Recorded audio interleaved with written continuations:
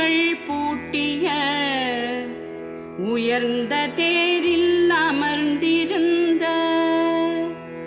மாதவனும் அர்ஜுனனும் தெய்வீக சங்குகள் முழங்கினர். ஹரியோம். இந்த பாடல் கீதையின் கதாநாயகனை அறிமுகப்படுத்துகின்றார். அந்த காட்சியே மிகவும் அழகாக அமைத்திருக்கின்றார். ஆம், வெள்ளை குதிரைகள் பூட்டிய உயர்ந்த தேரில் மாதவனும் அர்ஜுனனும் தெய்வீக சங்குகள் முழங்கினர்கள் என்று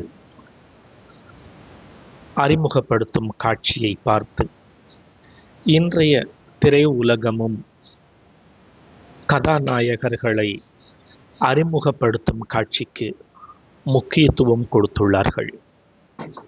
மாதவன், தவம் செய்தவன் மாதவன், அவன் வெள்ளை குதிரைகள் பூட்டிய என்கின்றார் சஞ்சயன். ஆம், வெள்ளை குதிரைகள் தூய்மையின் எடுத்துக்காட்டு. அப்பழுக்கு இல்லாத உள்ளம் கொண்ட பகவான் மாதவனையும் அர்ஜுனனையும் இங்கே அறிமுகப்படுத்துகின்றார். அவர்கள் ஊதப்போகின்ற சங்குகளின் பெயர்களையும் அடுத்த பாடலில் கூறுகின்றார். ஹரியோம்.